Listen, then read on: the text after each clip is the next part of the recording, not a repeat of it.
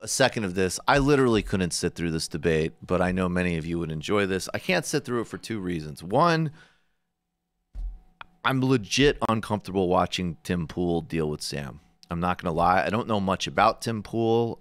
He seems like he's, you know, some type of IDW adjacent guy. His space has always been very bizarre to me, like what space he occupies in the online discourse or whatever you want to call it. Because, I mean, I worked with him when I was at Fusion, and they hired him to a huge contract. Nice guy? I guess so. I mean, he seems like the type of person who it's like, you know, and it's funny because it's like the type of dynamic that I get annoyed with woke scolds with this. And, of course, I utterly loathe reactionaries on this. But, like, the type of guy who would probably be like, you know, I don't know. From what I've seen of him, like, you know, global corporations are burning the Amazon, but like, have you seen this new thing that the Oberlin students are doing? That's ridiculous, folks. Like, kind of that sort of lane. You know, basically just utterly boring, eye off the ball, and probably whitewashing for some of the worst people in this country. What's his deal? Is he a conservative? I think he's one of these people who like always happens to align with conservatives, but isn't conservative. Honestly, I don't really know. I haven't done the deep dive on Tim Pool yet. And after watching this, if this is what he has to offer, it literally makes me embarrassed to watch. And, you know, Sam here clearly is like, oh, I live for this. Stupid arguments that make no sense over Skype. Yes, please. I'm going to lock my children in the other room. All right. Guys, honestly, watching Tim Pool say this literally makes me embarrassed. Also, shout out to Brendan Carrot, I think, on Twitter, who edited the video just slightly. Jesus Christ. And look at Sam. And oh, my God. The eyebrows licking popping, his chops. Chops licking, big glasses, nose. Everything is just, oh, debate. Okay. I would vote for someone who is going to create less concentration. All right, pause it. I'm sorry. This goes back to Pause it. This is a piece of Majority Report lore.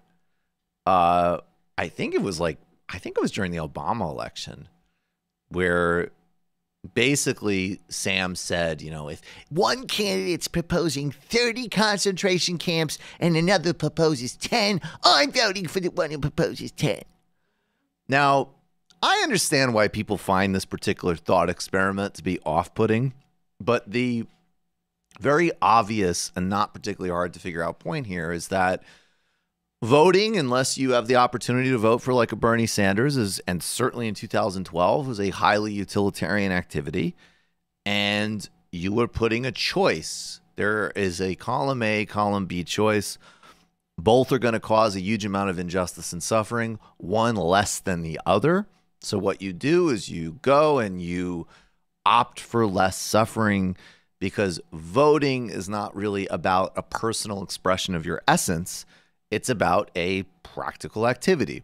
So I might have used a different metaphor, but that's all Sam is saying. It's pretty frigging simple, but let's see how this goes in a freshman philosophy bong choke direction.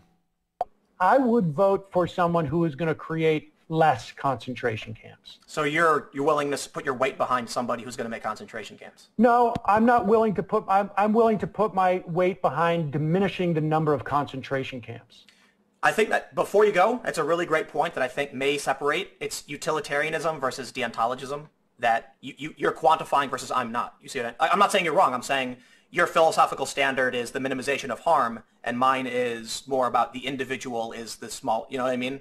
Like, yeah. I'm curious about the second part of that. You said, you know what I mean, because I really don't. Oh, mine is so about minimization of harm. The two philosophies about feeling violating the ethics of an individual is violating ethics regardless, and yours is minimization of harm is better. So utilitarian versus deontological. From my standpoint, committing one unethical act is a violation of principle and ethics that can't be crossed. But I will admit, there's not like a hard line. It's you know. I think that is silly. to be honest with you. I mean, I respect you, but they're very strong philosophical positions held by most people. I believe that less suffering is better, and that I am willing to. I will tell you something you won't like to hear, though. I'm willing to sully myself if that's the outcome. But I'll tell you something you're not going to want to hear, and I admit it's I'll call it dickish. Utilitarianism is typically the villain in most movies. I don't care. Yeah. So for instance, like Thanos was utilitarian, and Captain America was deontological. I didn't. So Thanos willing to reduce the suffering by killing hundreds of trillions versus the thousands of trillions, which would be living better off. So like comic book movies. I'm not having to kill anybody. I'm just voting and choosing. I mean, if you vote in favor of somebody who's going to build a concentration camp, you are.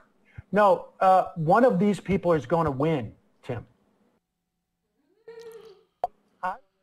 You don't understand that I'm like physically embarrassed watching that, down to the point that like we've all done a dumb reference. We've all done, we've all had something in our head we thought was funnier or more clever. But, oh my God, the dude is talking about voting, and you think like, Sam, I hate to spring this on you, but you're the villain in a Marvel movie you've never seen. Sorry to give you the bad news. And then, of course, like, this is it's funny because I know I can be a dick, sure. But the difference between me and Sam is that depending on the mood I was in, might actually laugh uncomfortably and go, oh, I guess I got to see that movie. Jesus fucking Christ, who am I talking to? Sam is just going to give you, no, I don't care. And just give you his best, like, I did 3.5 semesters. I did 2 semesters at Boston University Law School. It's devastating. Hashtag bully the right people.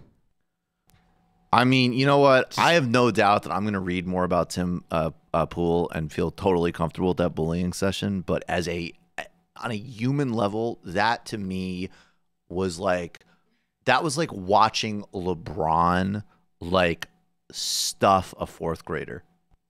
Like that gets that type of just visceral, like, all right, LeBron, like, wait for it.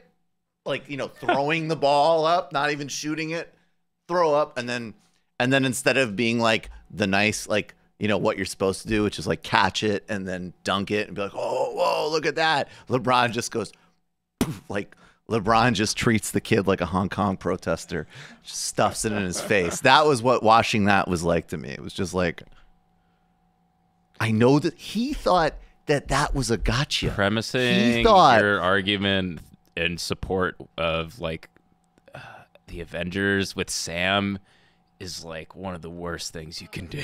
Oh my God. Is there a word for that? Do we need to call it Ben Burgess? Sam will dismiss like at times like important theoretical distinctions in the pursuit of like his, OJ attorney argument. And you're going to come at me or come at him with a frigging Avengers movie?